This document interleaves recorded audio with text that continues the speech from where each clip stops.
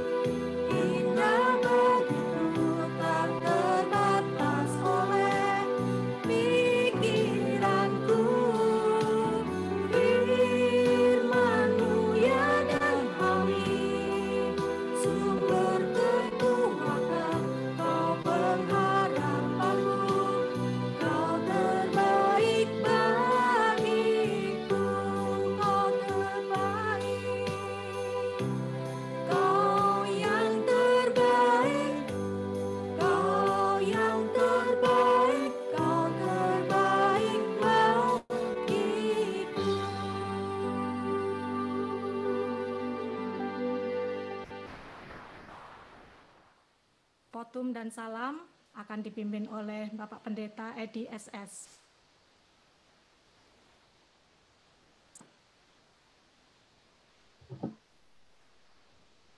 Kebaktian kita di pagi hari ini kita mulai dengan pengakuan bahwa pertolongan kita datangnya daripada Tuhan yang menciptakan langit, bumi, dan segenap isinya, yang di dalam kasih dan kesetiaannya tidak pernah meninggalkan perbuatan buah tangannya. Turunlah atas saudara sekalian anugerah dan sejahtera dari Allah Bapa, Putra, dan Roh Kudus. Amin.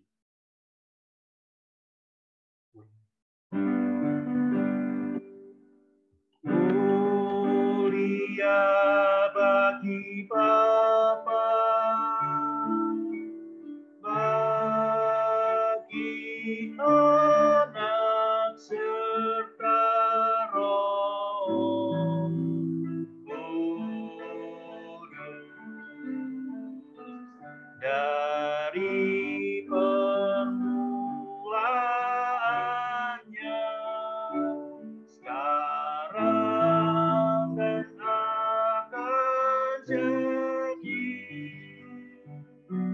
selama-lamanya.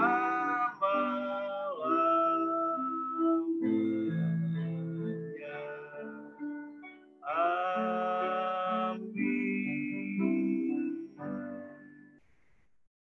Nas penuntun pada pagi hari ini diambil dari Mazmur nomor 23. Tuhan gembalaku yang baik, Mazmur Daud.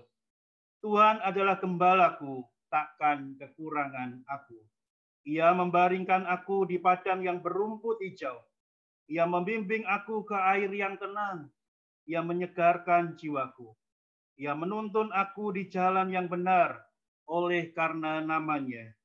Sekalipun aku berjalan dalam lembah kekelaman, aku tidak takut bahaya, sebab Engkau besertaku. Gadamu dan tongkatmu itulah yang menghibur aku. Engkau menyediakan hidangan bagiku di hadapan lawanku. Engkau mengurapi kepalaku dengan minyak, pialaku penuh melimpah. Kebajikan dan kemurahan belaka akan mengikuti aku seumur hidupku, dan aku akan diam dalam rumah Tuhan sepanjang masa. Amin, amin, amin. Amin, amin,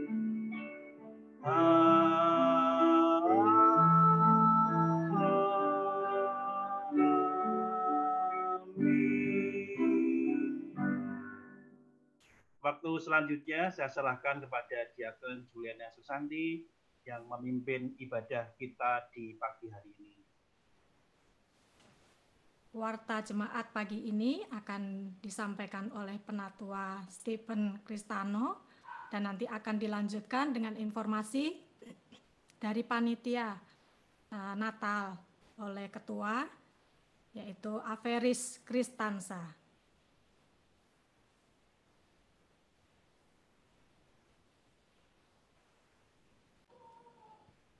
Selamat pagi sidang jemaat yang kasih Tuhan.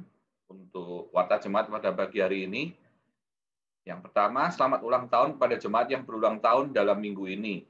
Untuk Ibu Yulia Francisca dan Saudari Seba Ayuningrat, berulang tahun pada tanggal 26 November tahun 2020, dan Ibu Laila Sari Manurung, berulang tahun pada 27 November 2020. Selamat ulang tahun pernikahan kami ucapkan pada Bapak dan Ibu Listio Laksono pada tanggal 28 November tahun 2020.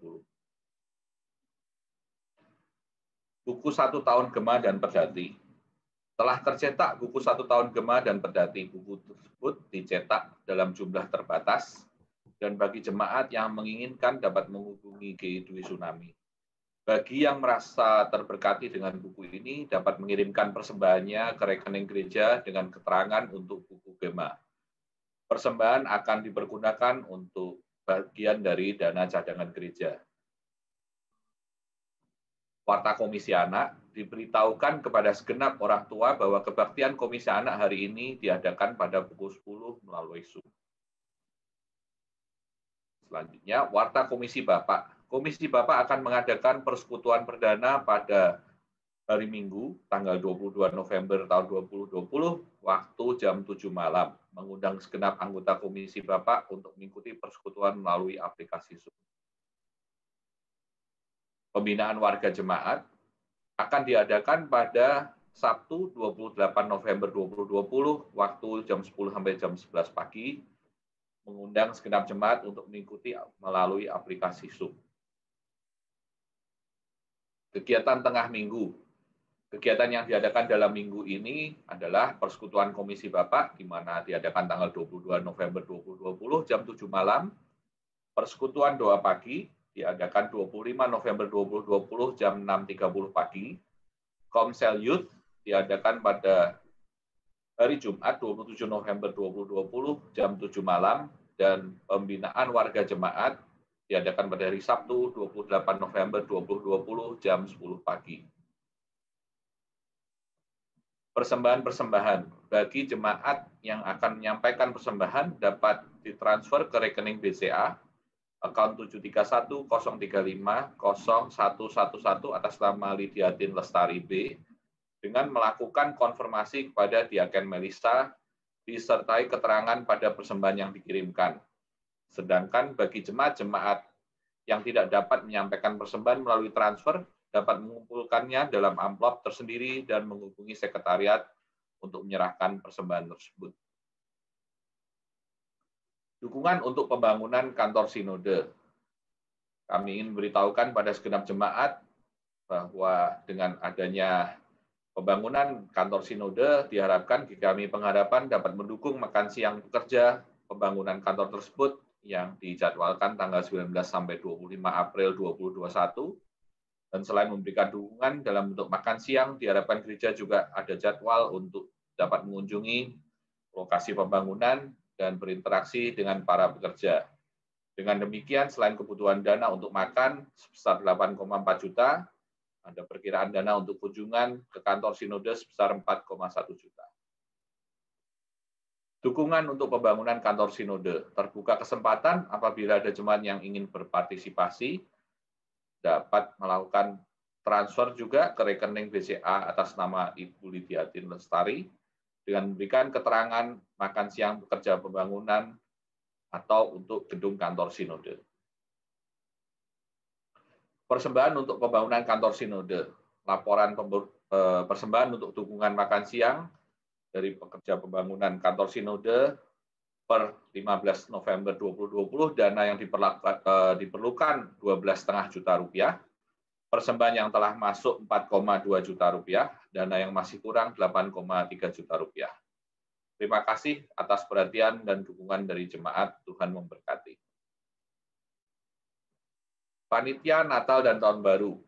Diberitahukan pada segenap jemaat telah terbentuk Panitia Natal 2020 dan Tahun Baru 2021 dengan susunan sebagai berikut.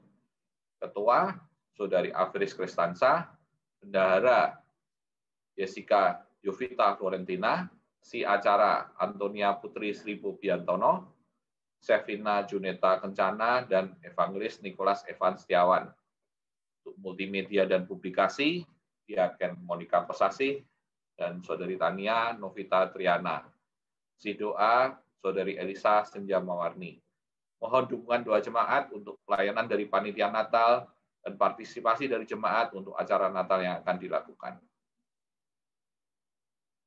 Panitia Natal dan Tahun Baru. Untuk kegiatan tersebut dibutuhkan dana sebesar 8,5 juta dengan perincian untuk acara 2,5 juta dan untuk berbagi kasih 6 juta rupiah. Bagi jemaat yang rindu mendukung dana Natal tersebut, juga dapat melakukan persembahan dan mengirimkannya ke rekening BCA atas nama Ibu Lidiatin Lestari dengan memberikan keterangan untuk dana Natal.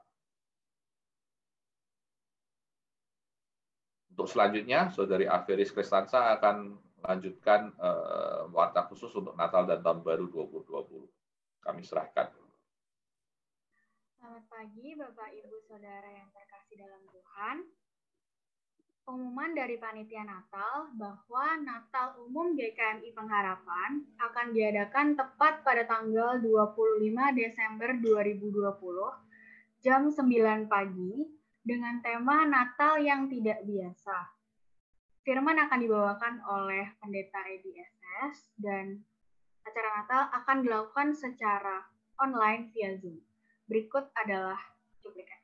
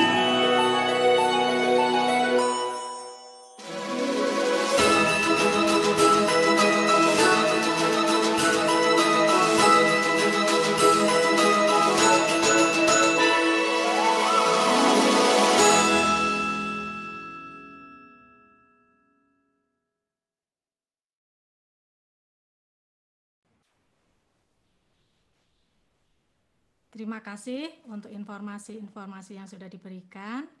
Ya, dicatat tanggalnya ya. Mari kita akan melanjutkan dengan kita akan menaikkan pujian Jangan Melalui Aku Ya Yesus, PPR 1 nomor 137. Ya, setelah itu saya serahkan kepada Pak Thomas untuk memimpin kita di dalam doa syafaat.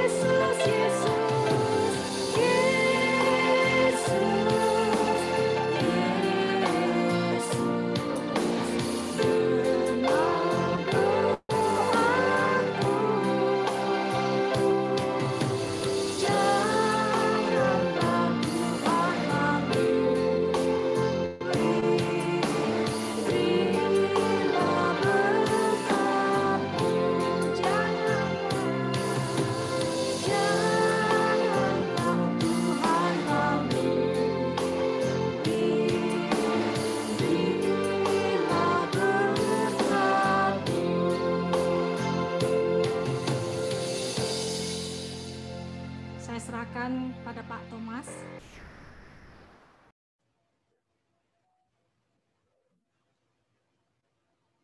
Mari Bapak Ibu yang kami kasih dalam Tuhan Yesus Kristus, kami bersama-sama menaikkan doa syafaat.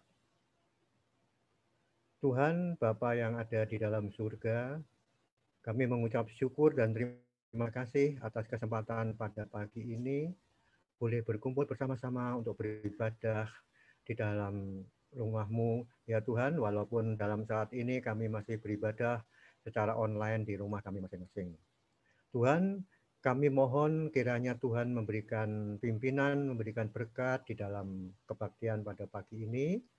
Tuhan berikan kemampuan pada semua pelayan pada pagi ini, khususnya ya Tuhan, pada Pak Pendeta Edi yang akan membawakan firman Tuhan.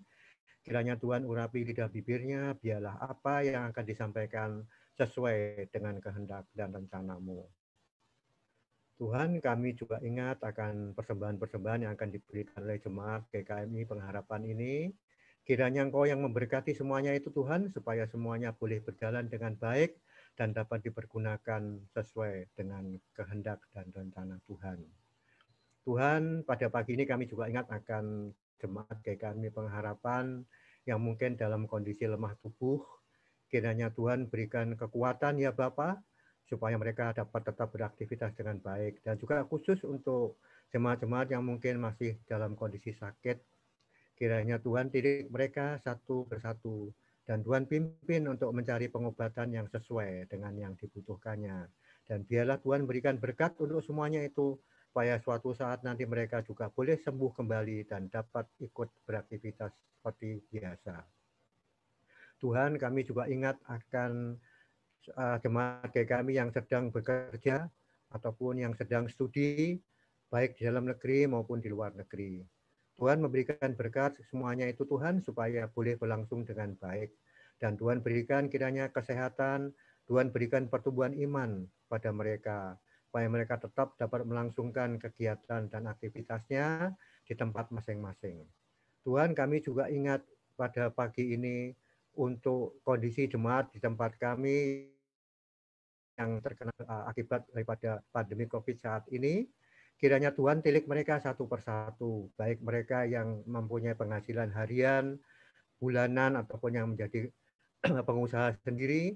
Kiranya Tuhan berikan mereka berkat ya Tuhan, supaya mereka tetap dapat melangsungkan kehidupan sehari-hari ini dengan layak dan dengan baik. Ya Tuhan, terima kasih untuk semuanya itu. Kami juga ingat akan saat ini panitia pelayanan Natal dan Tahun Baru yang sudah dibentuk. Kiranya Tuhan berikan hikmat pada mereka untuk dapat menyusun acara-acara yang akan memberikan ya Tuhan berkat dan penyegaran bagi kami semua jemaat GKMI. Kami juga ingat Tuhan akan kebaktian Natal PGMW yang akan diadakan dalam waktu dekat, khususnya untuk menyangkut Komisi Pemuda, Komisi Youth, Komisi Perempuan, dan Komisi Bapak. Kiranya Tuhan berkati dalam pelaksanaannya semua itu ya Bapak, supaya semuanya boleh berlangsung dengan baik dan nama Tuhan yang dipermuliakan. Tuhan, kami juga ingat akan rencana untuk pendewasaan GKMI Sidoarjo. Kiranya Tuhan sendiri yang akan memberikan pimpinan dan perencanaan dalam semuanya itu Tuhan, supaya nanti semuanya pada saatnya dapat didewasakan dengan baik. Tuhan, kami juga ingat akan persembahan untuk GKMI Sinode Muria yang saat ini sedang mengadakan pembangunan di kantor pusat.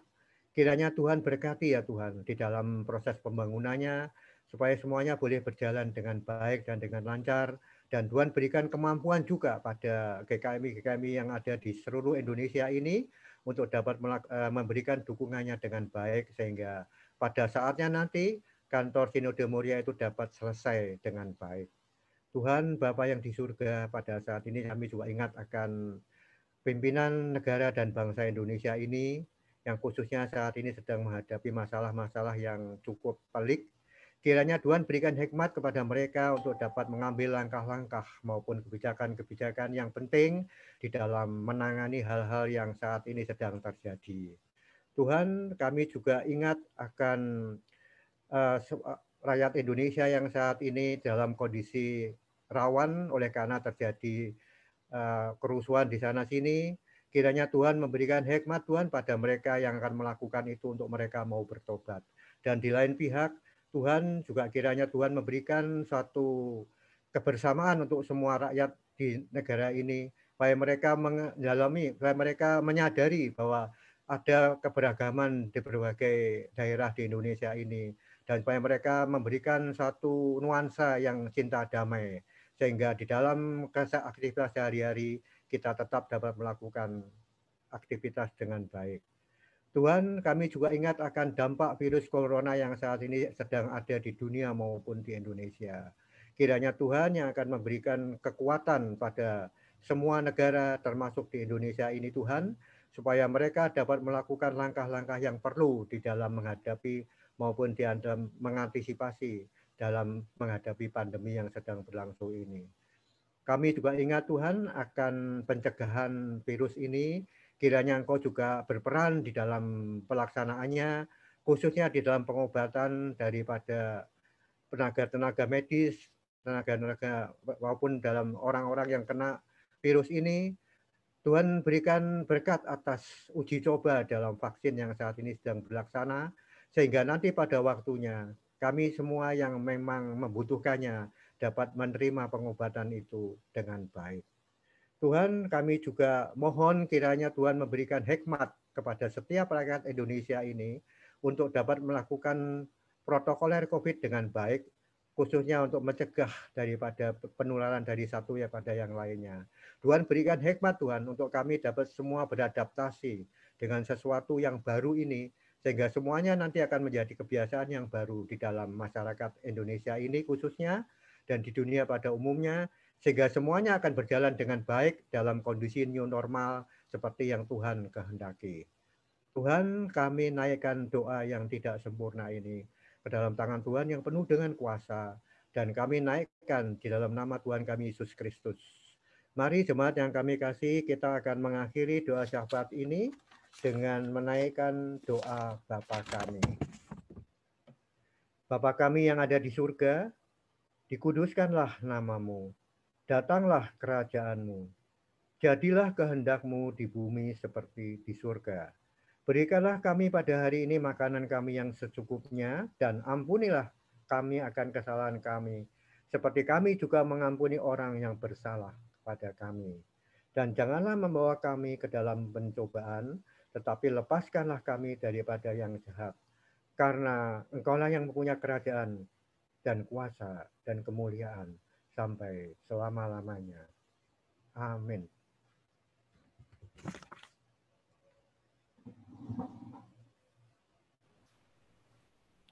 Terima kasih Pak Thomas. Pagi ini ya tema mengumpulkan harta yang akan nanti disampaikan oleh Bapak Pendeta Edi SS. Tapi sebelumnya kita akan menaikkan satu pujian bahwa nama Yesus selalu dari PPR 1 nomor 168.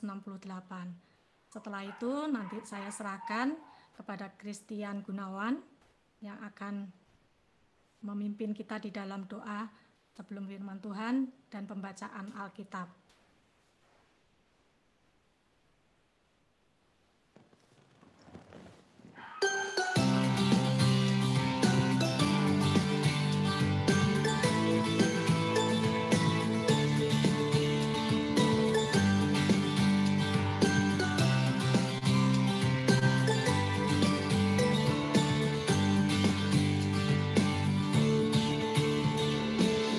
Bahwa nama Yesus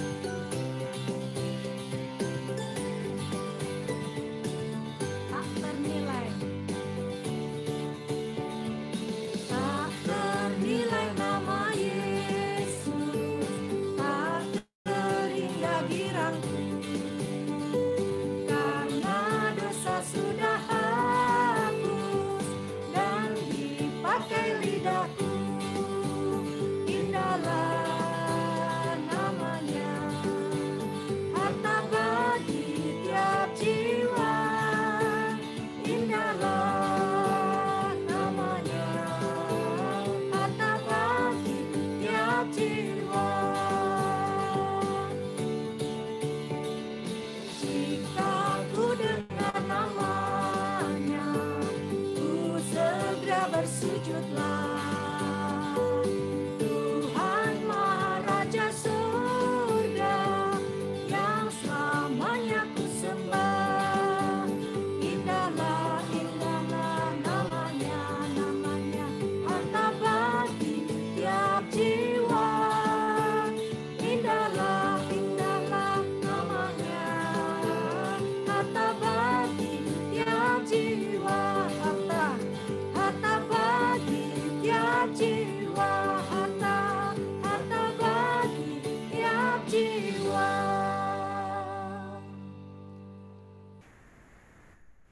Silakan Christian.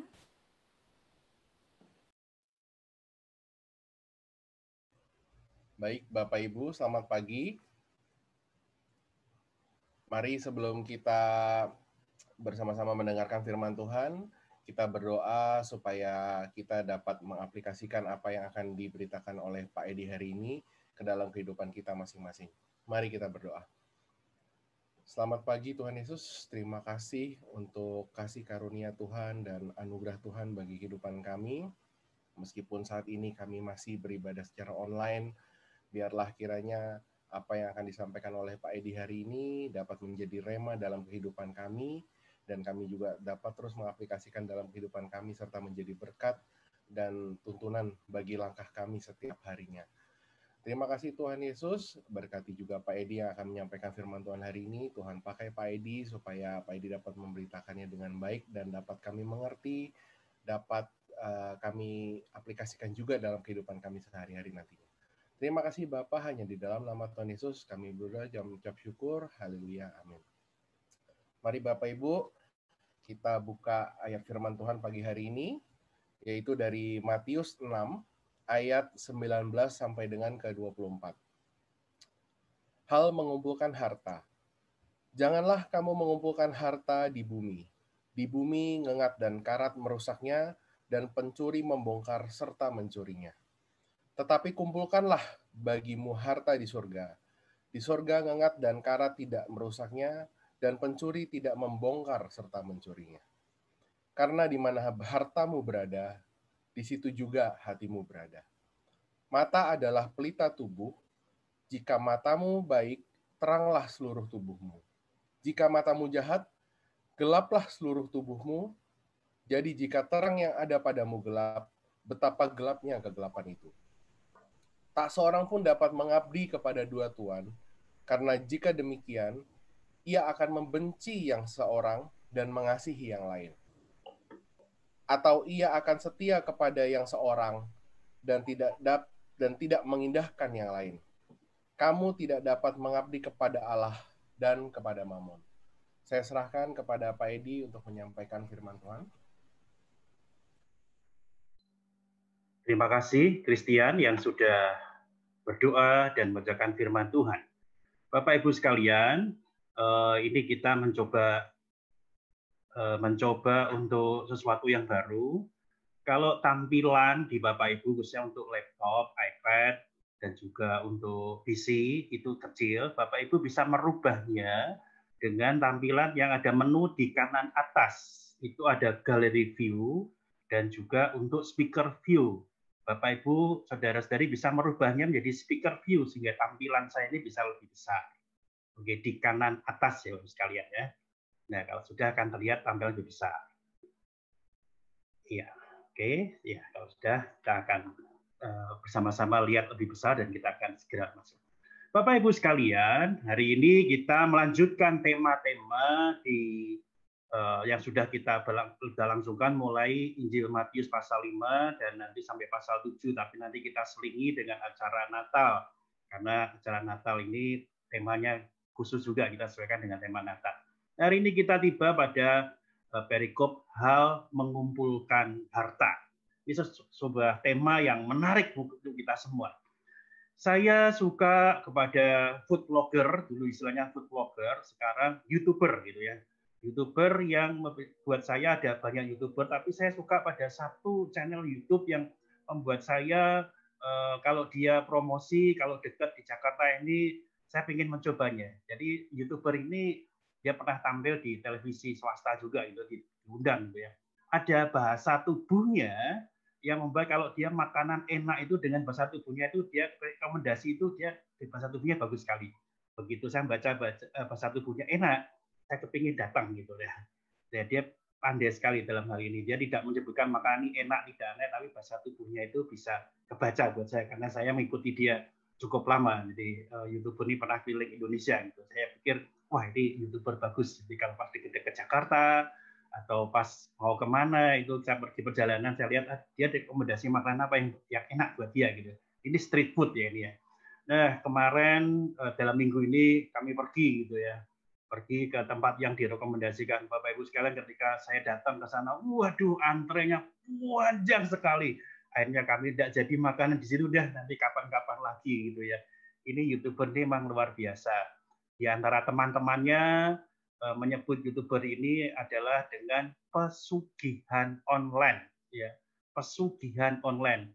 Dia pesugihan ini kata yang tidak asing bagi setiap kita, pesugihan gitu. Jadi berharap sesuatu supaya kepada orang, kepada ya tentunya di luar Tuhan supaya laris makanannya atau laris apa. YouTuber nggak pakai, tetapi temannya menjuluki dia sebagai pesugihan online karena setiap kali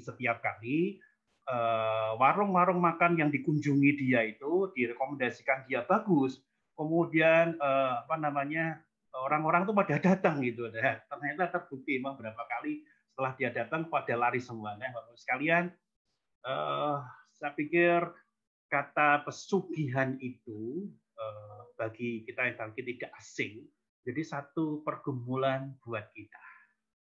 Pergumulan buat kita.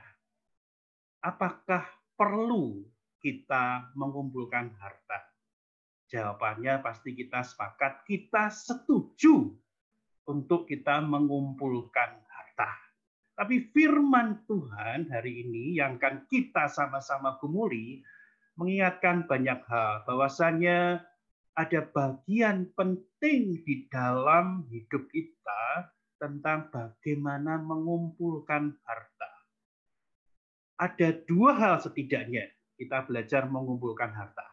Satu, kita tunduk pada Tuhan, pada aturan Tuhan, atau kita keluar dari aturan Tuhan.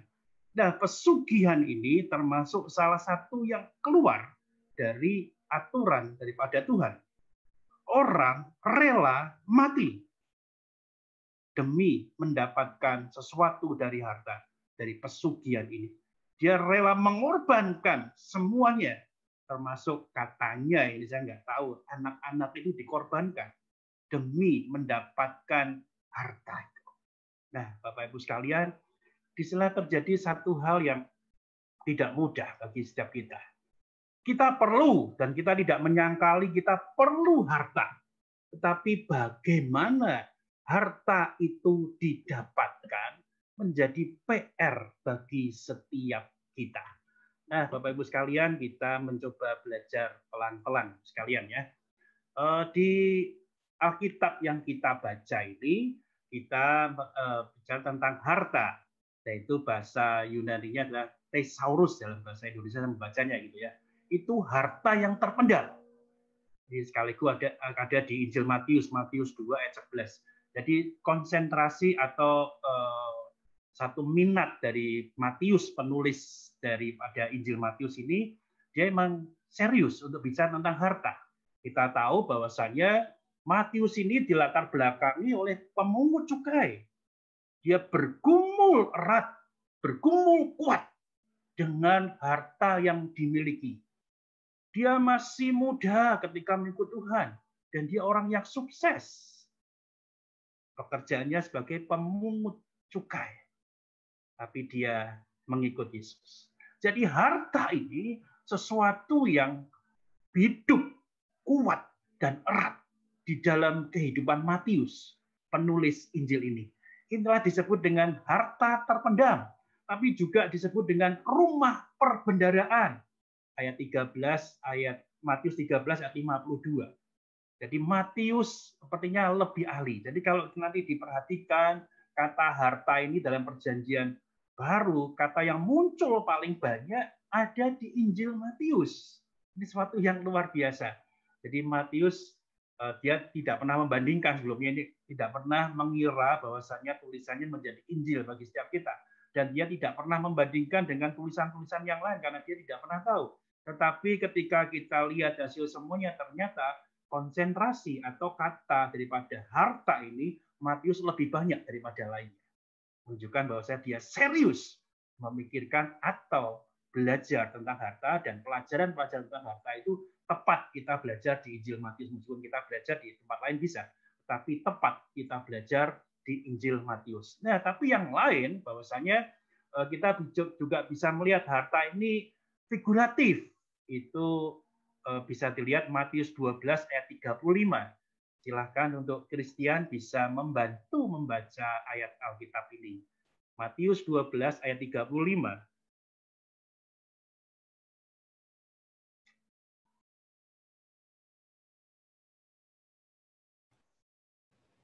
Oke,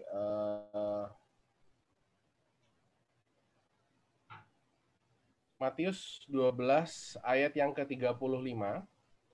Orang yang baik mengeluarkan hal-hal yang baik dari perbendaharaannya yang baik, dan orang yang jahat mengeluarkan hal-hal yang jahat dari perbendaharaannya yang jahat.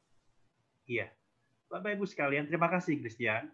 Bapak Ibu sekalian, kalau kita melihat bagian ini adalah bentuk figuratif, satu gambaran, bukan yang sesungguhnya. Jadi di mana tempat harta itu disimpan, menunjukkan satu tempat. Di mana itu? Jadi kalau ini figuratif, di hati manusia. Hati manusia inilah sesungguhnya tempat menyimpan harta yang sesungguhnya. Jadi bukan apa yang nampak di dalam, apa yang bisa kita lihat itu harta sesungguhnya, tetapi dalam konteks figuratif itu hati manusia itulah yang menjadi tempat di mana harta kita itu disimpan. Mari kita lihat ayat yang lain. Matius 19 ayat 21. Silahkan kembali Christian membaca bagian ini. Matius 19 ayat 21. Matius 19 ayat 21. Kata Yesus kepadanya, "Jikalau engkau hendak sempurna, pergilah, jualah segala milikmu dan berikanlah itu kepada orang-orang yang miskin. Maka engkau akan beroleh harta di surga, kemudian datanglah kemari dan ikutlah aku." Iya, terima kasih. Bapak Ibu sekalian, apa yang disimpan, dipendam, baik di dunia yang sekarang ini maupun di surga, itulah harta. Jadi apa yang kita simpan, baik di dunia maupun di surga, itulah harta sesungguhnya. Nah, sekali lagi jadi satu problem besar bagi kita ketika kita melihat bagian ini, ternyata harta itu begitu luas, bukan soal bentuknya, soal apa yang kita lihat dan tempat di mana kita menyimpannya. Tetapi harta ini bisa menjadi satu hal yang baik buat kita atau justru yang menyerang kita. Saya membaca satu buku dari satu buku itu dia mengatakan seperti Bapak sekalian. Untuk apa orang mati-matian mencari uang sebanyak-banyaknya? Ini dari Bianto dan Limengkai. Dia mengatakan 3 bagian seperti ini. Financial security dan berujung pada self-security. Jadilah kemampuan finansial untuk membiayai segala yang diperlukan. Jadi ketika kita bekerja, kita mengusahakan sesuatu, kita butuh keamanan keuangan. Akhirnya Bienta dan Limengkai ini mengatakan bahwasanya hanya berujung pada keamanan diri sendiri. Ketika sudah mengumpulkan banyak harta, kita atau orang itu merasa aman dirinya sendiri. Tapi kemudian berikutnya, kenapa orang mencari mati-matian sebanyaknya? Klimaks dari bagian ini setelah merasa diri sendiri itu aman, kelimpahan finansial untuk menunjang hedonisme. Hedonisme ini bahasa yang gampang adalah untuk hidup yang gaya-gaya mewah gitu ya. Jadi punya uang banyak menunjang untuk hidup dalam gaya mewah. penyingkiran pesaing karena dalam konteks bekerja dan ekspansi bisnis bukan lagi bermotif survival, namun lebih mengejar kesenangan. Jadi karena uangnya sudah banyak, jadi sekarang penyingkiran pesaing itu sudah buat senang-senang buat dia, bukan lagi untuk satu survive bagi dia, tapi untuk senang-senang aja. Jadi dia bisa menggelontorkan uang banyak untuk menyingkirkan pesaingnya, untuk ekspansi bisnis, buat dia itu satu kesenangan.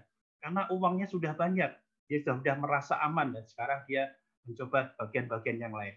Jadi Bapak Ibu sekalian, apa yang disampaikan oleh Dianto dan Limengkas, yang mengingatkan kita bahwasanya kenapa orang mati-matian mencari uang. Satu, untuk keamanan diri, setelah itu untuk kesenangan.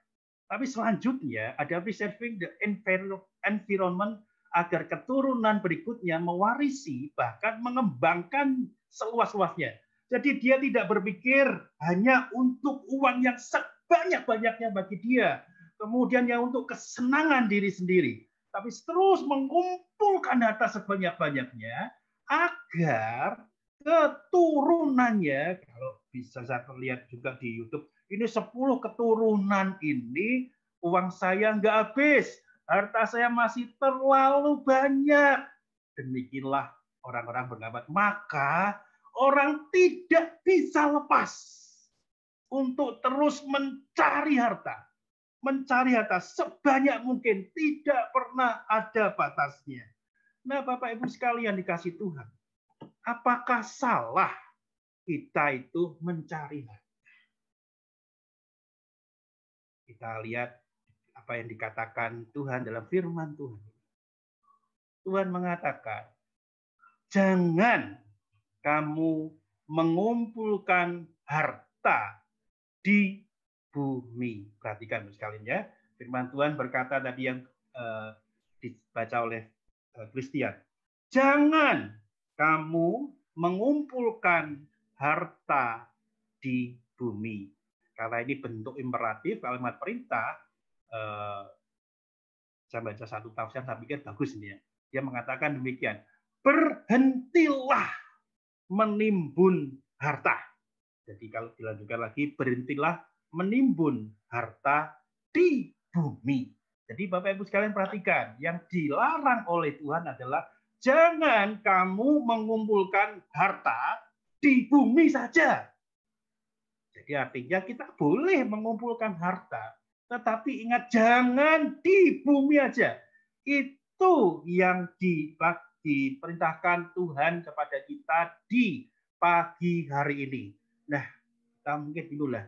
Terus penjelasannya bagaimana mengumpulkan harta di bumi dan mengumpulkan harta kalau di tempat lain dikatakan di surga. Lalu kaitannya, kalau ini dalam kita mengumpulkan harta, kita pikir bahwasanya ini berbicara kepada orang yang kaya saja, atau kepada orang-orang yang super kaya, mereka yang mengumpulkan harta di bumi. Bagi saya yang miskin, ini tidak berlaku. Bapak Ibu sekalian, mari kita perhatikan pelan-pelan. Tuhan tidak berbicara tentang orang kaya dan orang miskin. Memang nanti di tempat lain ada, nanti juga akan kita baca. Tetapi kalau kita perhatikan sungguh-sungguh, apa yang dimaksud dengan harta ini? Apakah tentang fisik harta itu sendiri, segala kemewahan yang kita pikir seperti itu, rasanya kan tidak fair untuk kita yang tidak bisa mengumpulkan harta. Bagi orang-orang yang bekerja tiap-tiap hari, tadi juga didoakan gitu ya, tiap-tiap hari, boro-boro ngumpulin harta. Kerja hari ini buat makan hari ini habis. Bagaimana bisa mengumpulkan? Bagaimana bisa menabung? Kadang bahkan minus, nggak cukup. Nah, syukur-syukur kalau lebih sedikit. Disimpan sebentar. Tapi tidak lama habis juga. Belum dengan kebutuhan-kebutuhan lain, bukan soal makan saja. Artinya kalau ini dibaca tentang kaya dan miskin, rasanya Tuhan tidak fair. Tapi mari kita lihat bersama. Apa sih yang dimaksud harta oleh Tuhan di dalam Alkitab yang kita baca ini? Ya, saya katakan kepada Bapak Ibu semua seperti ini. Waspada terhadap materialisme yang mengikat hati kepada dunia. Nah, ini kalau kita berbicara yang seperti ini, kita akan melihat bahwasannya apapun juga materialisme yang mengikat hati kita kepada dunia, itulah harta. Dan ini fair. Ini fair. Ini bukan soal uang, seberapa banyak deposito kita, seberapa banyak saham yang kita miliki, seberapa banyak properti yang kita miliki, seberapa banyak mobil mewah yang kita miliki. Tidak berbicara demikian. Tetapi materialisme yang mengikat hati kita kepada dunia. Jadi berlaku untuk kita semua. Bukan hanya kepada orang kaya saja. Nah, bagi kita, bagi orang-orang, maksudnya orang-orang yang memang tidak punya harta dalam yang kita pahami dalam harta itu, materialisme apa yang mengikat hati pada dunia? Dia bisa menginginkan sesuatu, dia mengejar, dan pikirannya ada tempat situ aja, dan dia melupakan Tuhan. Dan itulah materialisme yang mengikat hati kepada dunia. Di dunia ini semakin lama orang-orang semakin mengejar materialisme dibandingkan dengan mengejar Tuhan. Materialisme itu nomor 1. Dan kemudian Tuhan itu nomor 2. Dalam praktek kehidupan kita, itulah yang terjadi Bapak Ibu sekalian. Kalau Bapak Ibu mengikuti acara PWJ atau setidaknya sudah menonton YouTube PWJ kemarin, ada satu kesaksian yang bagus dari Penatua Priscilla Sugiarti, ketua majelis kita ya. Ketika mengikuti PWJ di hari Sabtu pagi, itu ternyata berbenturan dengan kegiatan karena Bu Priscilla juga menjual makanan gitu ya. Hari Sabtu itu berhenti, tidak mau Bu Priscilla. Wow, itu sesuatu yang luar biasa. Jadi setidaknya kita sudah mengerti ini dalam praktek hidup nyata kita. Materialisme itu bisa mengikat kuat kita.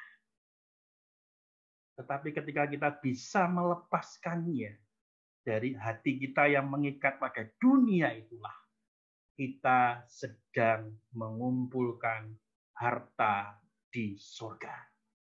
Kesaksian yang bagus juga dari kakak Bu Priscilla gitu ya, dari Penatua Priscilla. Itu luar biasa.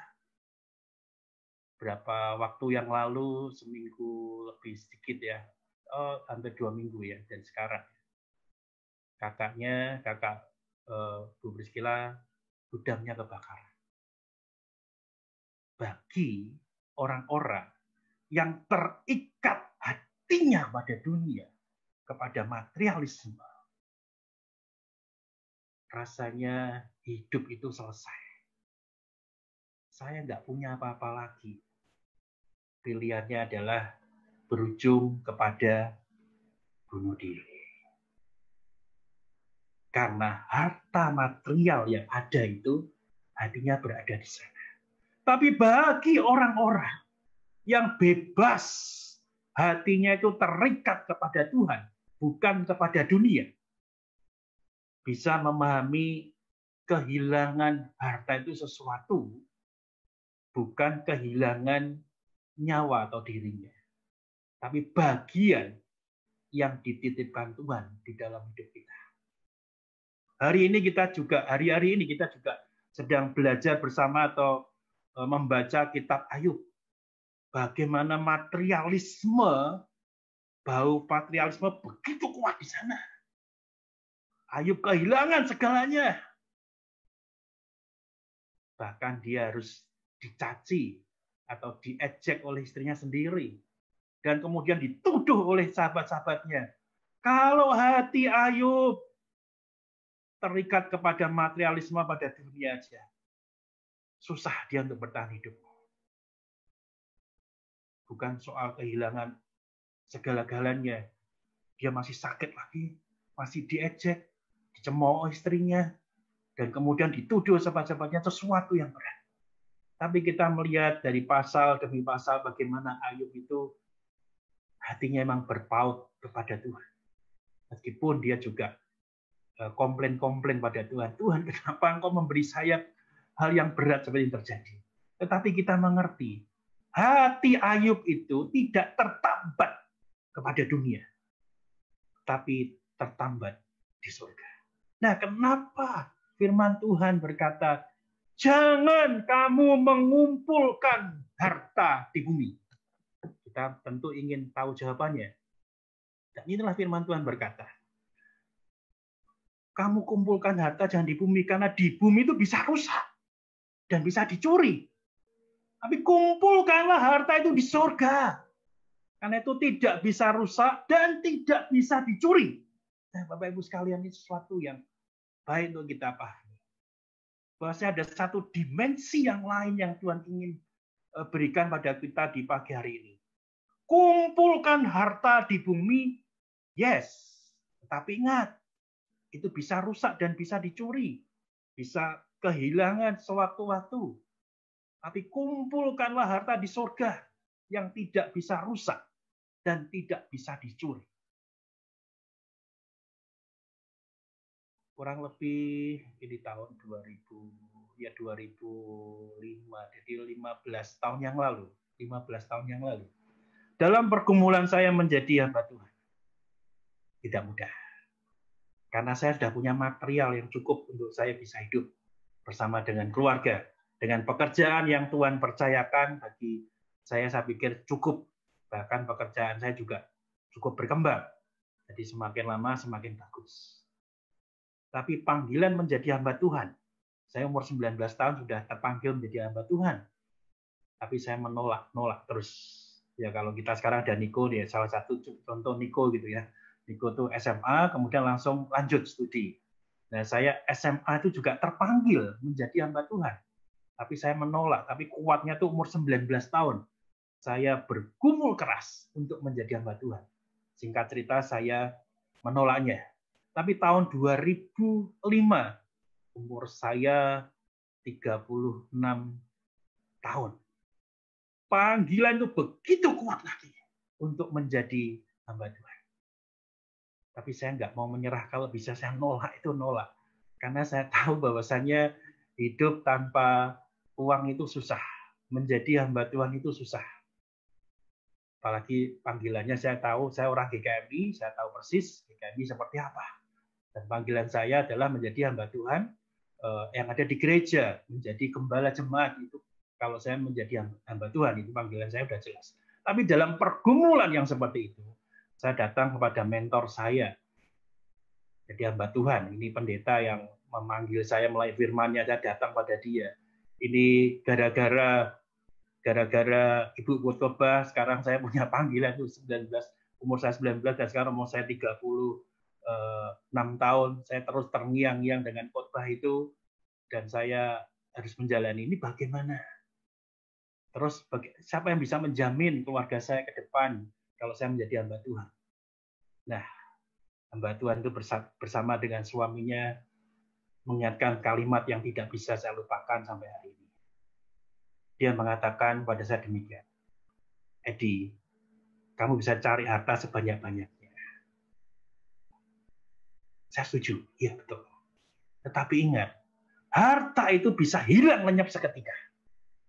Wah, saya cukup kaget juga. Benar juga ya. Dalam pengalamannya dia menuntut Tuhan, dia juga punya pergumulan. Dia bukan orang atau anak SMA yang kemudian langsung lanjut seperti itu, tidak. Dia punya orang tuanya cukup berada, tapi dia harus lepas dari orang tuanya mengikut Tuhan. Dan dia sudah bekerja juga mapan. Harta itu bisa lenyap. Saya mengalaminya karena orang tua saya kerja di pasar, dia punya kios di pasar, yang penghasilan dari situ kebakaran dan lenyap semua. Saya mengalami hal itu. Tetapi kalau kamu mengikut Tuhan, kamu punya harta yang tidak bisa lenyap. Pelayananmu itu abadi. Pelayananmu bernilai kekal. Wow. saya sangat tersentak dengan kalimat hamba Tuhan ini. Saya berpikir jauh ke depan. Bersyukur saya bisa menikmati pekerjaan waktu itu. Tapi inilah panggilan jalan Tuhan. Dan itu panggilan yang menguatkan saya. Bahwasanya bukan soal harta aja yang saya miliki, yang saya kejar. Tetapi ada harta yang di surga yang tidak bisa rusak dan tidak bisa dicuri. Inilah nilai kekekalan daripada harta yang dikumpulkan di surga. Firman Tuhan berkata, ngengat dan karat itulah yang akan membinasakan harta kita di bumi. Ngengat itu saya tulis ses, ses. Karat itu brosis ya. Nanti kalau brosis ternyata itu karat loh sekalian. Dan sekarang brosis lah. Sekarang kita anggap mudahnya ketika ngomong brosis, oh itu artinya karat gitu. Di dalam bahasa Yunani ya. Nah, ngengat itu jentik-jentik yang akan memakan pakaian. Lukas 12 ayat 33. Silakan Christian bisa membantu membaca Lukas 12 ayat 33. Lukas 12 ayat 33. Jualah segala milikmu dan berikanlah sedekah. Buatlah bagimu pundi-pundi yang tidak dapat menjadi tua. Suatu harta di surga yang tidak akan habis, yang tidak dapat didekati pencuri, dan yang tidak dirusakkan ngengat. Ya, terima kasih Christian. Bapak Ibu sekalian, ini Lukas ini juga sesuatu yang pemikiran yang sama dan konteks yang sama berbicara tentang kalau ini kekhawatiran. Tetapi sekali lagi ini juga bicara tentang harta, bahwasannya ngengat itu seperti, ya, jadi ngengat ini kalau ada pakaian didiamkan lama-lama pakaian itu akan rontok. Nah, seperti itulah. Harta di dunia digambarkan bahwasannya semuanya itu bisa habis. Tetapi harta di surga tidak. Ngengat itu seperti itu. Didiamkan, kita kumpulkan itu bisa hilang. Tapi kemudian karat itu tindakan memakan. Jadi karat bukan yang kita lihat fisiknya karatan, tapi karat itu ternyata ada tindakan memakan, aktif gitu ya. Merujuk pada berkarat atau berkorosinya logam. Jadi sebenarnya kalau karat itu ada sesuatu yang aktif. Jadi tindakan memakan ya. Kemudian angka itu juga tindakan aktif, tapi beda versinya gitu ya. Kita lihat Yakobus 5 ayat 2 dan 3. Silakan kembali Christian membaca bagian ini. Surat Yakobus pasal 5 ayat 2 dan 3. Yakobus pasal 5 ayat 2 dan 3. Kekayaanmu sudah busuk dan pakaianmu telah dimakan ngengat. Emas dan perakmu sudah berkarat dan karatnya akan menjadi kesaksian terhadap kamu dan akan memakan dagingmu seperti api. Kamu telah mengumpulkan harta pada hari-hari yang sedang berakhir. Iya, terima kasih. Ya, Bapak-Ibu sekalian, firman Tuhan sepertinya agak ekstrim gitu ya, agak ekstrim. Ini katakan emas dan perakmu sudah berkarat. Emas itu setahu saya nggak bisa berkarat. Tetapi ini bukan bahasa yang bisa kita pahami, oh emas berkarat, tidak. Tetapi emas ini, yang murni ini, bisa berkarat. Artinya tidak ada yang abadi di dunia ini. Semuanya bisa hilang. Semuanya bisa lenyap. Nah, kita diingatkan, harta seperti apa yang seharusnya kita simpan. Untuk melihat bagian ini firman Tuhan mengatakan kita perlu mata. Firman Tuhan berkata demikian. Mata yang terang dan bersih. Mata yang terang dan bersih. Artinya kalau kita melihat segala sesuatu dengan cara pandang dunia, kita tidak akan mendapati hal yang demikian seperti ini. Kita berpikir cara pandang dunia adalah dalam keduniawian bahwasanya hiduplah mengumpulkan harta sebanyak-banyaknya, nikmatilah, berikan pada keturunanmu seperti tadi Bianto dan Limingka gitu ya. Tapi Tuhan beringatkan, ingat kamu perlu mengumpulkan harta di surga. Inilah kita perlu mata yang terang dan bersih, tepatnya lagi dikatakan mata yang bisa melihat dengan benar sehingga kita bisa mengerti posisi kita. Bagi kita orang yang tinggal di Jawa, kata bibit, bobot, dan bebet itu tidak asing. Tidak asing. Ini dipergunakan bagi orang tua yang mencari menantu gitu ya. Menantu. Jadi salah satu dikembangkan bibit, bobot, dan bebetnya. Saya tidak akan menjabarkan satu persatu. Tapi adalah kualitas apa yang ada di dalam diri orang tersebut itu khususnya untuk mencari jodoh buat anaknya atau menantu. Itu diperhatikan sungguh-sungguh. Jadi ada satu profiling yang kuat di dalam diri seseorang, dari khususnya di dalam budaya Jawa, untuk mendapatkan yang terbaik. Nah, dalam bagian melihat bibit, bobot, dan bebet ini dibutuhkan mata untuk melihat jernih apakah orang ini betul-betul punya bibit, bobot, dan bebet. Tapi seringkali Bapak sekalian, profiling ini bisa keliru. Bisa keliru.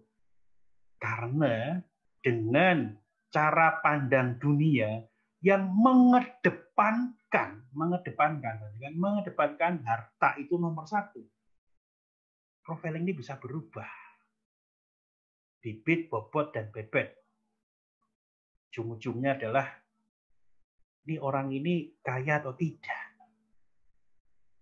Begitu orang itu kaya, udah tahu, oh ini naiknya mobil mewah, oh ya pasti kaya. Rumahnya banyak sekali, saya banyak. Waduh, cepat-cepat diambil jadi mantu gitu ya. Salah nggak? Enggak salah. Tetapi perlu kehati-hatian. Profiling yang salah seperti itu perlu kita cocokkan dengan mata yang terang dan bersih. Harta itu tidak selalu berbanding lurus, atau katakan lebih tegas, harta itu tidak berbanding lurus dengan hati seorang yang terpaut pada Tuhan. Perhatikan, harta itu tidak berbanding lurus dengan hati seorang kepada Tuhan. Jadi mari kita melihat dengan mata yang jernih. Profiling apa yang kita buat? Profiling apa yang ada dalam hati kita? Untuk melihat dengan terang dan bersih dari harta yang ada. Bibit, bobot, dan bebet dilakukan, oke. Tapi kita harus berpikir fair betul. Apakah betul kita mendapatkan itu sesuatu untuk menjadikan yang terbaik bagi anak-anak kita, atau mungkin di dalam pekerjaan-pekerjaan juga dipikirkan mungkin bukan bibit, bobot, bebet, tapi juga menyangkut bagian itu. Tapi profiling yang utama itu sungguhnya apa? Apakah kita kembali kepada profiling yang alkitabiah, yang biblical worldview seperti itu, atau kita mencari profiling yang lain? Bapak Ibu sekalian yang dikasihi Tuhan, di bagian inilah sesuatu yang sangat penting Tuhan ingatkan pada kita. Hati kita itulah yang menjadi sumber sesungguhnya. Sumber daripada segala sesuatu. Bagaimana sikap kita terhadap mengumpulkan harta. Apakah hati kita tertuju kepada Allah atau kepada Mamon? Firman Tuhan berkata demikian. Hati kita itu tertuju kepada Allah atau kepada Mamon? Perhatikan kalimat saya. Hati kita tertuju kepada Allah atau kepada Mamon? Tapi kita sebagai orang-orang yang mengenal Tuhan, mengetahui Tuhan, kita seringnya bukan pilihan atau, tetapi kalau boleh, dan. Hati saya tertuju kepada Tuhan dan Mamon. Kalau bisa kan seperti itu. Dan dalam praktek ternyata memang banyak bahwasannya Allah dan Mamon itu menjadi satu dalam kehidupan orang-orang percaya tanpa disadari, dan mungkin yang lain menyadari, memasukkan Mamon sengaja di dalam hati dan pikiran seorang yang menyembah kepada Allah, menyembah kepada Tuhan, sengaja memasukkan Mamon. Karena buat orang itu, Mamon adalah kehidupan nyata di dunia ini. Allah itu nanti setelah kita mati. Jadi yang kita hidup sekarang, kita hidup dengan Mamon, nanti setelah mati punya bekal, kita hidup dengan Allah. Wah, ini luar biasa. dua dimensi dunia yang coba dijadikan satu gitu ya. Ada satu kalimat yang bagus seperti ini sekalian. Orang benar itu menggunakan dunia untuk melihat Allah. Tapi kalau orang fasik, dia menggunakan Allah untuk melihat dunia. Jadi sesuatu yang terbalik. Dan dua hal ini tidak bisa menjadi satu sebenarnya, Allah dan Mammon. Kita pilihan, pilih Allah atau Mammon. Kalau pilih Allah, Allah. Kalau pilih Mammon, Mammon. Tapi bagaimana kita namanya orang percaya? Ya pilihan kita Allah nomor 1. Mammon nomor 2. Boleh kan? Nomor 2 loh. Atau nomor 3 nggak apa-apa deh. Allah tetap nomor 1. Tapi Allah tidak mau. Pilihannya cuma satu aja. Allah atau Mammon. Tidak ada dua-duanya. Meskipun Mammon nomor ke-40 sekian atau nomor 107. Tidak. Allah tidak mau demikian. Allah itu kudus adanya. Dan Allah mau kita hanya punya satu pilihan saja. Tentunya Allah menginginkan kita itu memilih Allah, bukan memilih Mammon. Nah, sampai di titik seperti ini, saya melihat satu urutan yang baik, Bapak sekalian ya. Kalau kemarin kita juga belajar bagaimana bersedekah itu kemunafikan juga kita kan. Supaya dilihat orang. Kemudian berdoa supaya dilihat orang juga. Kita itu munafik. Dan kemudian berpuasa kita dengan wajah dijelek-jelekan, wajah jelek tampilkan, bukan untuk foto aja untuk kita lihat untuk dokumen wajah jelek gitu supaya itu dilihat berpuasa, tidak. Itu munafik. Tapi sekarang ternyata mengumpulkan harta itu juga bagian dari kemunafikan. Tapi berbeda dengan 3 pola yang di atas. Kalau yang 3 pola di atas itu ditunjukkan melakukan sesuatu. Tapi kalau mengumpulkan harta ini unik loh sekalian. Bisa tunjukkan, bisa enggak. Tapi Tuhan mengetahui hati. Unik. Sama, munafik. Munafik kenapa? Karena memilih Allah dan memilih Mammon. Jadi kalau katakan ini justru lebih berbahaya daripada kemunafikan 3 di atas. Ditunjukkan. Tapi mengumpulkan harta. Sesungguhnya orang itu menyingkirkan Tuhan di dalam hidupnya. Orang munafik berpikir dapat membagi setengah-setengah antara Allah dan dunia.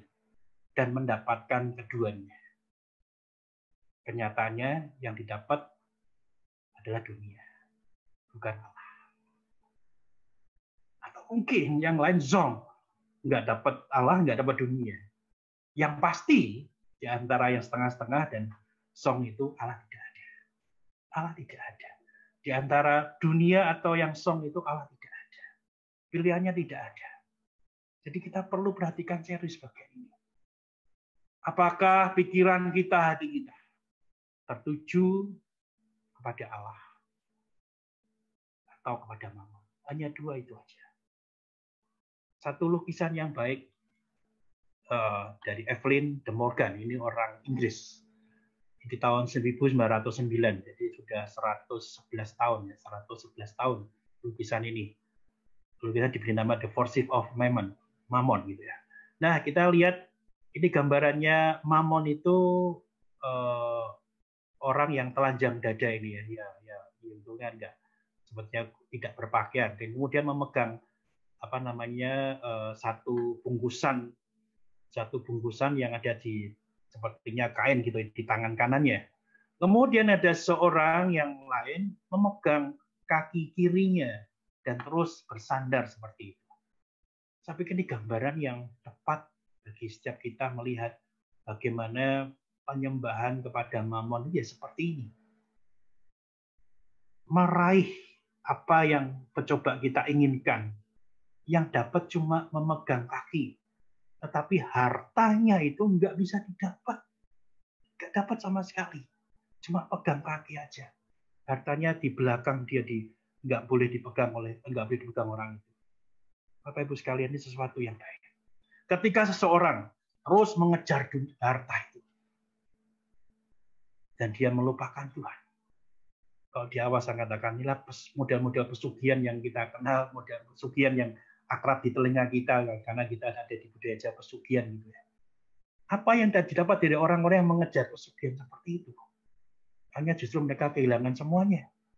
Katanya harus ada tumbalnya, entah itu anaknya, keluarganya. Dia rela mengorbankan semuanya demi mendapatkan harta itu. Ternyata setelah waktu berjalan, dia sadar bahwasanya harta itu sesungguhnya nggak dia dapat. Karena semuanya hilang.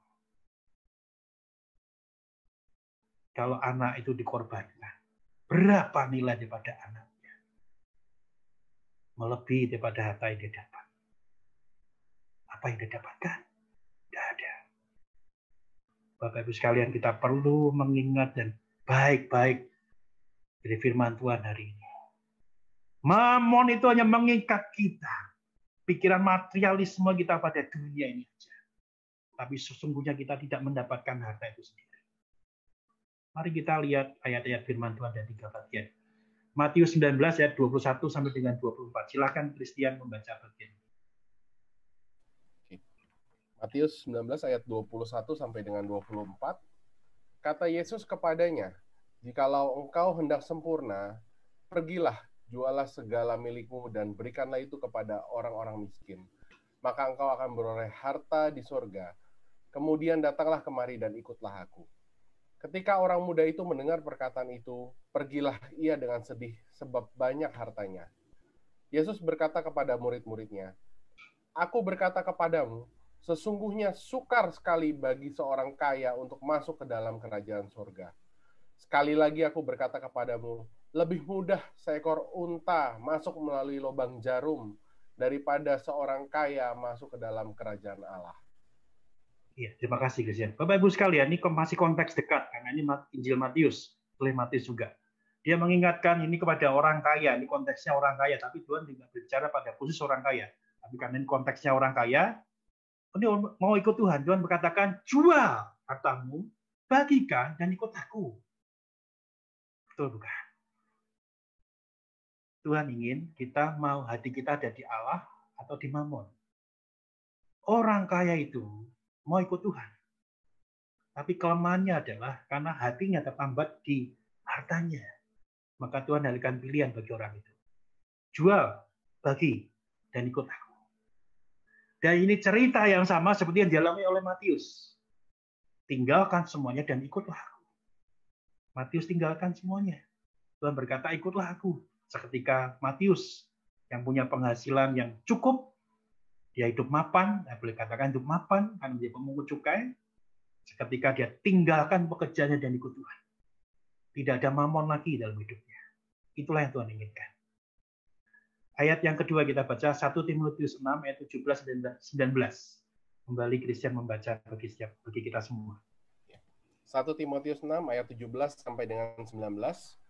Peringatkanlah kepada orang-orang kaya di dunia ini agar mereka jangan tinggi hati dan jangan berharap pada sesuatu yang tak tentu seperti kekayaan, melainkan pada Allah yang dalam kekayaannya memberikan kepada kita segala sesuatu untuk dinikmati. Peringatkanlah agar mereka itu berbuat baik, menjadi kaya dalam kebajikan, suka memberi dan membagi. Dan dengan demikian, mengumpulkan suatu harta sebagai dasar yang baik bagi dirinya di waktu yang akan datang untuk mencapai hidup yang sebenarnya. Iya. Bapak Ibu sekalian, kalau kita baca surat Timotius ini adalah pesan terakhir atau pesan penutup dari Paulus kepada Timotius. Timotius masih muda, tapi dia diperingatkan dan dia minta kepada Timotius memberikan pada orang-orang kaya di dunia ini. Jadi bukan hanya konteks dia itu, tapi di dunia ini. Bagaimana mereka harusnya tidak berharap pada sesuatu yang tidak tentu. Kekayaan itu tidak tentu, tapi hanya berharap kepada Allah. Jadi pesan yang penting dalam penutup surat Timotius ini. Bapak Ibu sekalian, kalau kita melihat ayat yang ke-18, bagaimana diingatkan bahwasannya ada harta yang lain yang perlu dikerjakan mereka. Menjadi itu mereka berbuat baik dan menjadi kaya dalam kebajikan. Kaya dalam kebajikan. Ini bicara tentang orang-orang kaya, tapi kaya dalam kebajikan. Suka memberi dan membagi. Dan inilah harta di surga. Bapak Ibu sekalian, ketika melakukan bagian-bagian ini dengan arah yang mata yang tertuju pada Tuhan, hati yang tertambat pada Tuhan, inilah kita sedang mengumpulkan harta di surga. Tidak berharap pada yang tidak tentu, tapi berharap pada Allah dengan segala yang kita ikuti dalam firman Tuhan. Ayat yang ketiga yang kita baca, ini ayat yang terakhir yang kita baca. Silakan kembali Christian membaca bagian ini. Ibrani 10 ayat 34 sampai dengan 35. Memang kamu telah turut mengambil bagian dalam penderitaan orang-orang hukuman, dan ketika harta kamu dirampas, kamu menerima hal itu dengan sukacita. Sebab kamu tahu bahwa kamu memiliki harta yang lebih baik dan yang lebih menetap sifatnya. Sebab itu, janganlah kamu melepaskan kepercayaanmu, karena besar upah yang menantinya. Iya. Ibrani berbicara lebih keras tentang harta. Dia menyatakan bahwasannya harta kita ada yang lebih baik dan sifatnya menetap. Karena kalau kita punya harta di dunia itu bisa hilang, bisa dirampas. Sukacita kita bisa dirampas. Tapi harta yang terbaik yang kita simpan, yang di surga, itu sifatnya menetap. Tapi tekanan ayat yang ke-35 itu sebenarnya menempalak setiap kita. Janganlah kamu melepaskan kepercayaanmu. Wow, ini bisa jadi satu khotbah terji yang cukup panjang. Melepaskan kepercayaanmu karena besar upah yang menantinya. Ibrani berbicara lebih kuat kepada kita dalam konteks ini. Diingatkan supaya jangan melepas kepercayaan kita. Nanti ada banyak penafsiran, tapi kira-kira seperti ini. Kalau kita meyakini Tuhan, dan kemudian kita mencoba sesuatu, kita ingin meyakini mana, setelah kita melepas kepercayaan kita, dan itu akan fatal akibatnya. Bapak Ibu sekalian, memang tidak mudah kita dalam mengumpulkan harta. Tapi sekali lagi saya ingin katakan, harta itu perlu iya, tetapi hati kita itu yang paling penting. Tertuju pada Allah. Dan jangan lupa, kumpulkan harta di surga. Pertanyaan, bagaimana kita mengumpulkan harta di surga?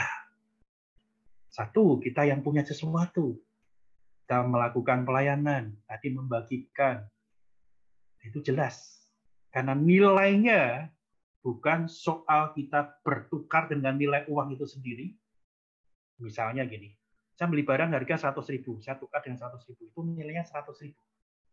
Tapi kalau kita memberikan uang kita, berbagi kepada orang, nilainya lebih dari 100.000. Misalnya seperti ini, orang kelaparan, butuh makan, kita berikan uang nilai untuk makan dia. Nilainya berlipat kali ganda. Karena nilainya bukan soal berapa nilai makanan yang diberikan pada kita, tapi soal kekenyang. Kelaparan itu hilang dan menjadi satu yang kenyang. Itu nilainya berlipat kali ganda dan tidak bisa diukur oleh kita semua. Begitu juga ketika kita melayani Tuhan. Berapa nilai yang bisa kita berikan pada Tuhan? Dalam nilai pelayanan itu tidak terbatas. Berikan harta kita. Arahkan hati dan pikiran kita. Dengan harta yang kita miliki, melayani Tuhan. Itulah harta di surga. Nah, bagaimana dengan kita lagi? Ini bukan tentang kaya dan miskin. Bagaimana dengan kita yang makan aja susah? Bagaimana dengan mengumpulkan harta? Layani Tuhan. Setia kepada Tuhan. Sepanjang pemikiran kita untuk Tuhan. Hati kita tidak tertambat kepada dunia. Kita sedang mengumpulkan harta di dunia. Bapak Ibu sekalian, ini lukisan yang baik yang dilukis oleh Rembrandt. Ada yang menamai lukisannya dengan Abraham dan Ishak. Tapi juga ada namai The Sacrifice of Isaac. Abraham dan Ishak atau pengorbanan Ishak. Dilukis tahun 1634. Ini lukisan yang sangat terkenal. Satu penggambaran dalam imajinasi dari Rembrandt ini sekaligus juga belajar ya kita bagaimana posisi daripada Ishak, Abraham, dan kemudian malaikat yang menahan dia untuk memotong pisau. Satu gambaran bagus. Perhatikan, sepertinya pisaunya ditarik, pisaunya terlepas karena malaikat menarik tangan kanan Abraham yang akan memotong pisau. Bapak Ibu sekalian, ini lukisan yang sekaligus cerita Alkitab ini menjadi kisah yang harus kita ingat-ingat dalam kehidupan kita. Ketika berpikir tentang harta, bagaimana kita mengumpulkan harta. Bagi Abraham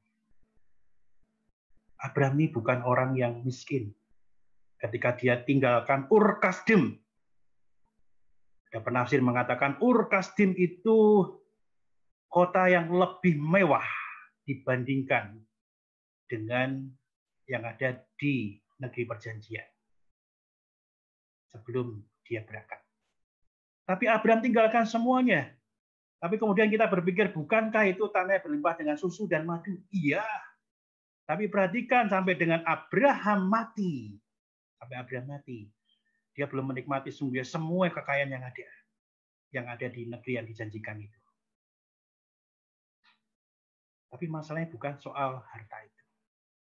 Abraham punya anak dalam usia sangat tua.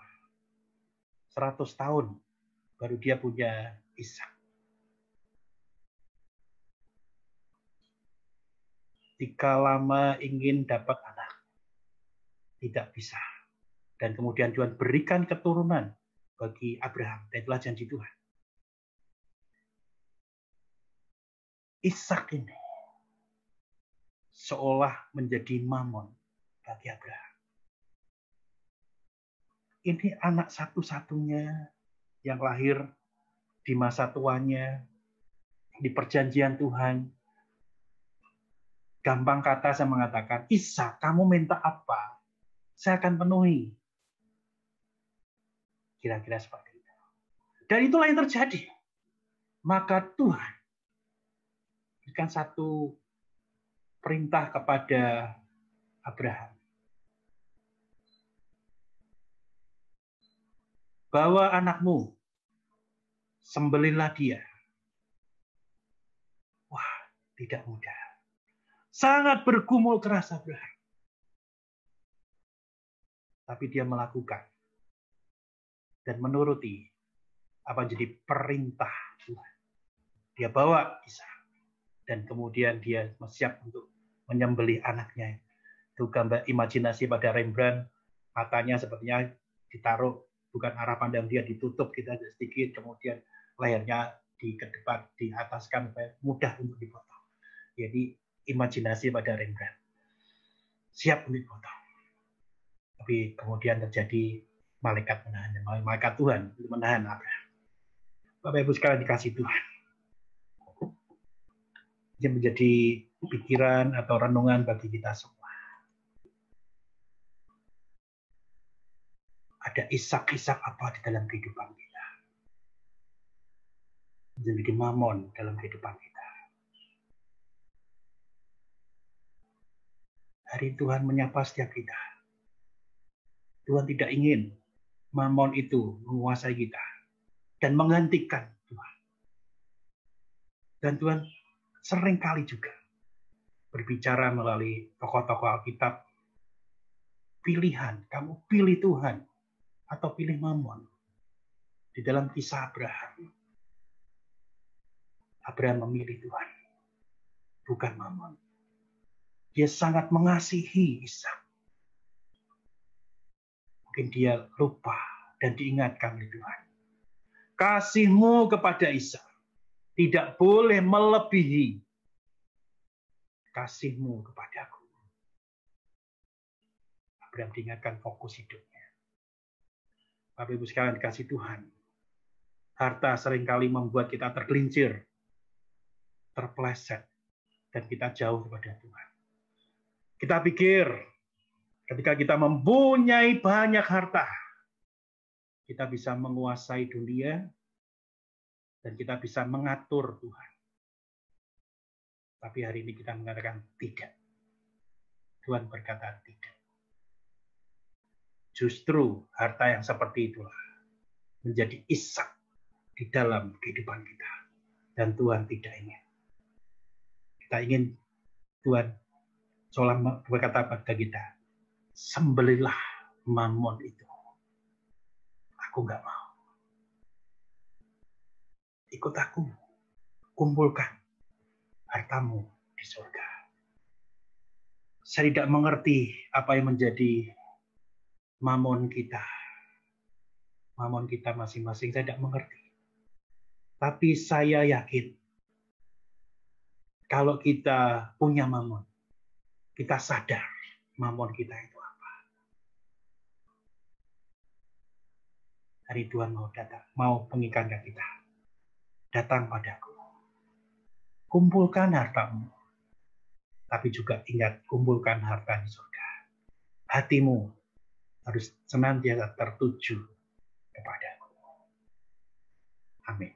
Mari kita berdoa. Bapa di surga, firman-Mu berbicara keras pada kami di pagi hari ini. Tuhan bukanlah suatu bagian yang ada di dalam hidup kami. Tapi Tuhan harus menjadi seluruh bagian di dalam hidup kami. Khususnya mengenai bagaimana kami mengumpulkan harta. Tentang mamon. Tuhan tidak ingin mamon itu ada sedikit pun di dalam hidup kami. Tuhan pimpin kami, Tuhan. Dan ampuni kami. Jika kami hari-hari ini masih memikirkan tentang mamon, dan kami berbuat seolah kami menjadi mengizinkan Tuhan dan mamon hidup dalam hati kami. Itulah kemunafikan kami sebagai orang-orang percaya. Dan Tuhan tidak ingin. Tuhan biarkan hati kami, pikiran kami, di dalam mengumpulkan harta, semuanya tentang Tuhan. Ketika kami bisa memberikan uang kami, harta kami untuk pelayanan, bukankah itu sungguhnya berasal daripada Tuhan? Tuhan ingin bahwa kami mengucap syukur dan kami kumpulkan sebagai harta di surga. Ketertundukan kami kepada Engkau ya Tuhan. Izinkan kami untuk memikirkan mamon-mamon yang Tuhan perintahkan untuk sembelih. Kami ingin singkirkan semua mamon yang ada di dalam hati dan pikiran kami. Ya seluruh kehidupan kami menyenangkan hati-Mu ya Tuhan. Berkati pekerjaan kami ya Tuhan. Supaya dari pekerjaan ini kami boleh mengerti Engkau lah jadi sumber berkat kami. Bukan dari kekuatan yang lain. Terima kasih ya Tuhan. Biarlah firman-Mu tergenapi bagi setiap kami. Di dalam nama Tuhan Yesus Kristus, kami berdoa. Amin. Waktu selanjutnya saya serahkan pada Diaken Juliana Susanti. Terima kasih kepada Bapak Pendeta Edi SS yang sudah menjadi berkat bagi kita dalam penyampaian pemberitaan firman Tuhan pada pagi hari ini. Mari kita akan menutup ibadah kita pada pagi hari ini. Kita akan menaikkan satu pujian. Jangan lelah. Biarlah kita boleh menjadi pekerja-pekerja Tuhan. Setelah itu nanti komitmen kemuridan, pengakuan iman rasuli, dan doa berkat akan dipimpin oleh Pak Edi untuk menutup ibadah kita pada pagi hari ini.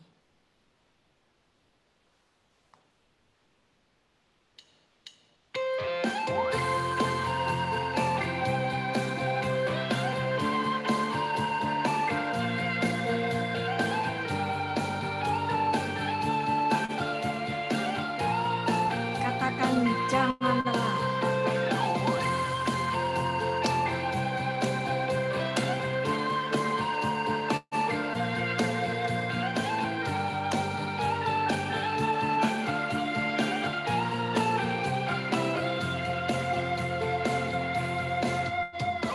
Jangan lelah bekerja di ladangnya Tuhan. Roh Kudus yang beri kekuatan, yang mengajar dan menopang. Tiada lelah bekerja bersamamu Tuhan, yang selalu mencukupkan akan segalanya. Ratakan tanah bergelombang, timbunlah tanah yang berlubang, menjadi siap dibangun di atas dasar iman. Ratakan tanah bergelombang, timbunlah tanah yang berlubang, menjadi siap dibangun di atas dasar iman. Musik.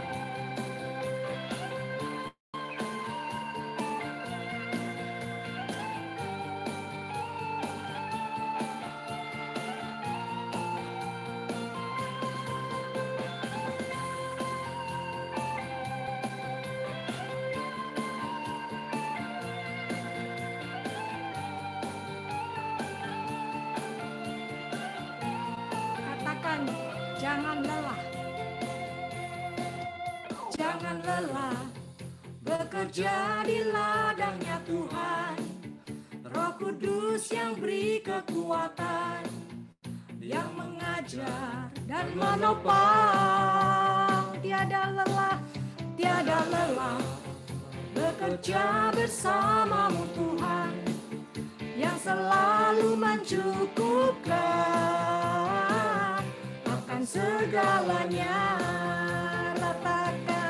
Ratakan tanah bergelombang, timbunlah tanah yang berubah, menjadi siap dibangun di atas dasar iman. Ratakan tanah bergelombang, timbunlah tanah yang berubah, menjadi siap dibangun di atas dasar iman. Ratakan tanah bergelombang, timbunlah tanah yang berubah, menjadi siap dibangun di atas dasar iman. Ratakan tanah bergelombang, timbunlah tanah yang berubah, menjadi siap dibangun di atas dasar iman.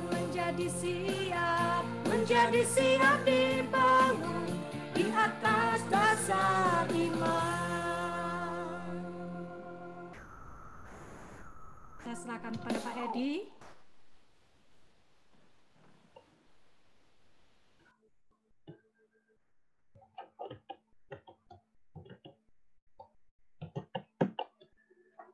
Sebagai jemaat Kristen yang ingin meneladani Kristus, marilah kita mengikrarkan komitmen kemuridan.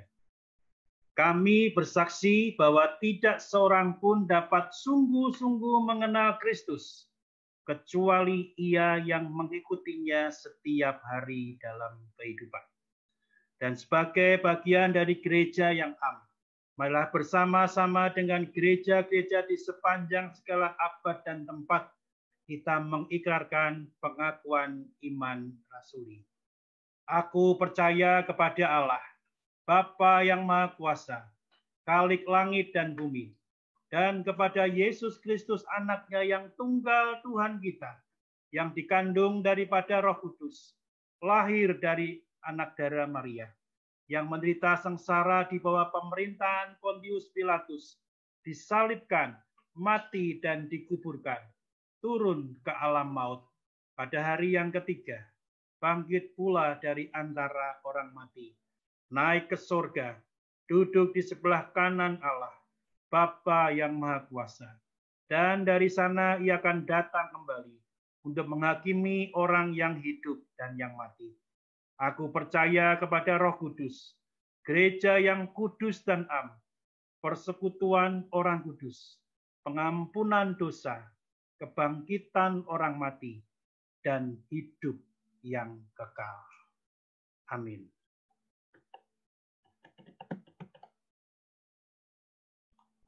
Jemaat yang dikasihi dan mengasihi Tuhan, ini terimalah berkat yang datangnya daripada Tuhan. Tuhan memberkati engkau dan melindungi engkau. Tuhan menyinari engkau dengan wajah-Nya dan memberi engkau kasih karunia. Tuhan menghadapkan wajah-Nya kepadamu dan memberi engkau damai sejahtera.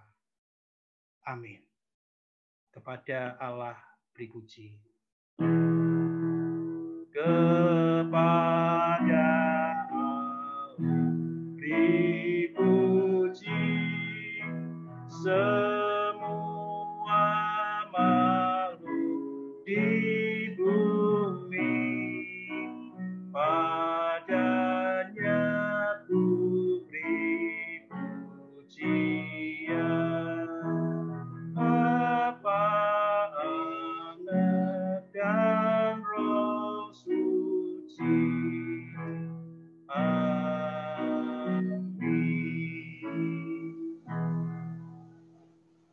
Silakan ambil waktu saat teduh.